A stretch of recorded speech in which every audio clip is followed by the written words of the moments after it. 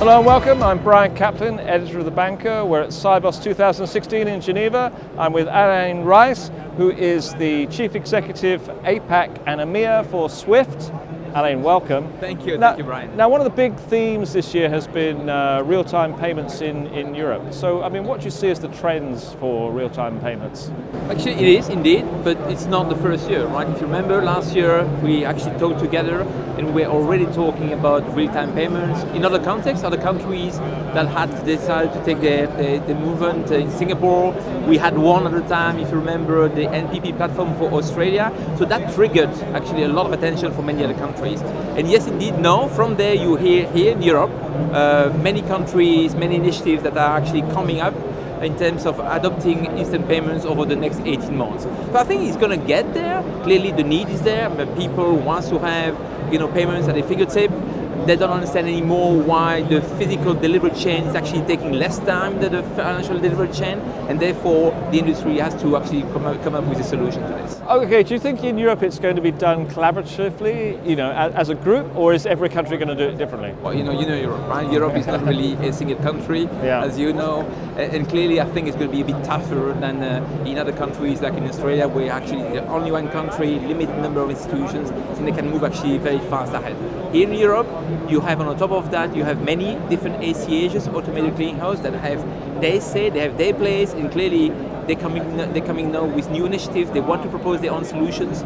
The problem they're facing is that all these solutions at this point of time are not entirely interoperable. They're not really compatible to each other, and that's going to be the issue, right? How can they move together collaboratively and define a solution that everyone can be using, not only in their own country within Europe, but also across the different borders of Europe, and basically making payments from Belgium to Italy, Spain to Germany, do that instantly through their own bank. Okay, now how is SWIFT going to be involved in this? Are you going to be closely involved, or are you a bit out on the edge of this? Well, we hope we're going to be involved. First of all, let me reiterate one thing, is that we are already in a game. Right? We are busy implementing this NPP platform in Australia, for which we're coming from a very much different angle, a very much decentralized architecture that basically enable the banks to be a lot more flexible vis-a-vis of new innovation that will come up later on. So we are busy developing this. We're hopeful that with that platform will go live by the beginning of October next year. So big day as of next year. In Europe, we have more like a sort of status quo situation where we're looking at the market.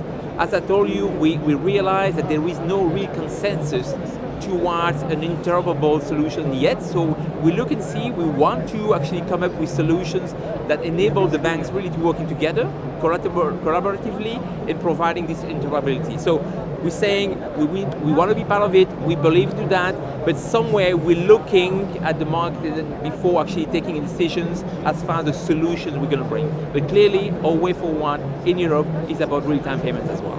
Okay, now when we're talking about real-time payments, we're mostly talking about consumer, aren't we? But SWIFT also has this initiative, the GPII, the Global Payments Innovation Initiative, which is about the wholesale sector. So how is that going? Well, it's amazing. Well, I mean, if you look at last year, we announced this. We had basically, yes, we had an idea, we had a scheme, we had a way forward. But today, this year, we're coming back with already 84 banks actually adhering to what we want to do. These banks are covering basically 75% of the entire cross-border banking market, so it's actually really huge. And not only that, but we have already a pilot phase that went on for a few months. 21 banks have tested the idea. We have developed already a new technology with the so-called tracker that enables banks really to monitor where is the payments with the fees that are being applied. All of that is actually in the making. So I call this in my own jargon the sort of DHL for payments. This is a reality. Because it's same day, it's not real time, isn't it? It is actually same day. It is same day. It really enables a bank to guarantee a payment from wherever to another place within 1 day. So we have basically a very stringent SLA that guarantees the sender and the recipients with the fees, guarantees the transparency, guarantees the duration as well, making sure that everyone will be working actually much more efficiently more efficiently than before. And all of that is really by working collaboratively all together, many banks in there. And what we see through our lab here is that there is a lot of attention. People are looking at this, not because it is bringing new technologies, but also because it brings real benefits, not only to the banks, but also to the corporates that actually are working with the banks. Alain, thank you very much. Thank you very much. Have a good day.